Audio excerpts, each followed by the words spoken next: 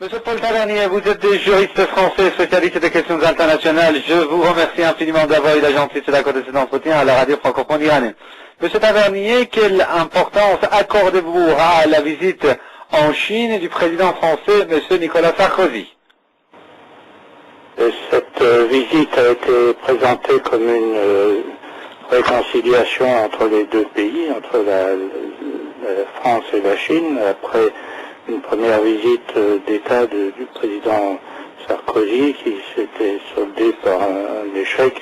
C'était avant les Jeux Olympiques et un certain nombre de questions délicates, notamment la question du Tibet, a été la cause de cet échec.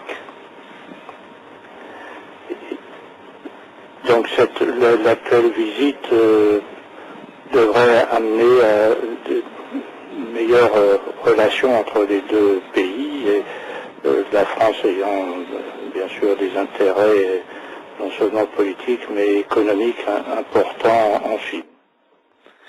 Autrement dit, vous voulez dire que l'actuelle visite a à la fois une importance politique et économique. Absolument, oui.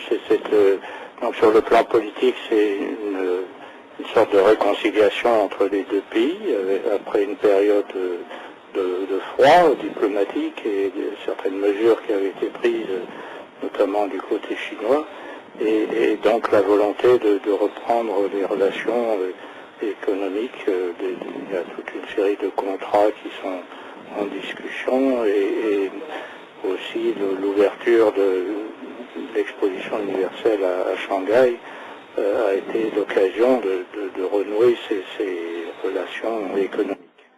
Et cette visite intervient à un moment où la France se prépare, autrement dit, sa présidence du G8. Oui, absolument, oui. Donc il y a là une occasion qui semble intéressante pour renouer des fils qui semblaient brisés. Autrement dit, on peut dire que la Chine est un partenaire politique et économique sur lequel il faut compter du côté français.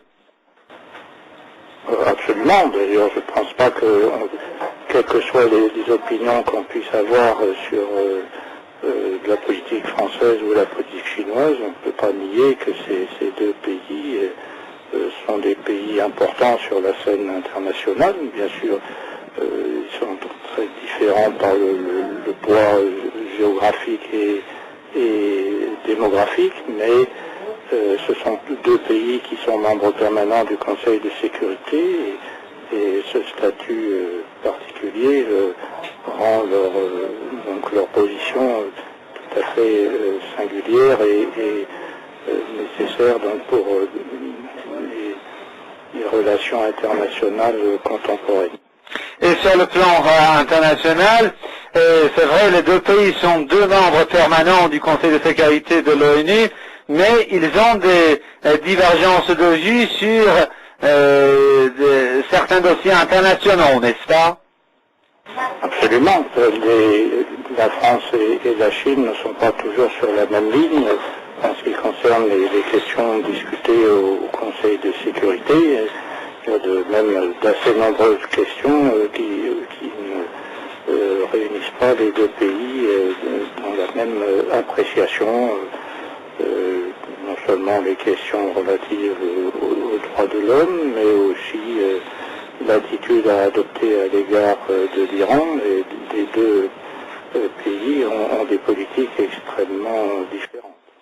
Et vous avez évoqué le cas de l'Iran, comme vous le savez très bien, le président français s'est entretenu avec son homologue chinois à Pékin de l'Iran aussi. Pensez-vous que l'un des objectifs de la visite en Chine du président français est également de rallier les Chinois à la politique de sanctions très souhaitée par les États-Unis et la France, mais à laquelle sont opposés des pays indépendants, surtout par exemple lorsqu'on parle du Brésil, de la Turquie et également pour le moment de la Chine. Oui, vous avez tout à fait raison, c'est un sujet brûlant actuellement au Conseil de sécurité. Donc les États-Unis et la France qui jouent un rôle moteur. Le président Sarkozy est très désireux de durcir les sanctions à l'égard de l'Iran, alors que la Chine a toujours été très prudente dans ce domaine et prend en considération la position iranienne. Comme vous avez également mentionné, il y a d'autres pays, mais qui ne sont pas membres permanents du Conseil de sécurité, mais qui peuvent jouer un rôle important, qui également ne sont pas favorables à un durcissement des sanctions.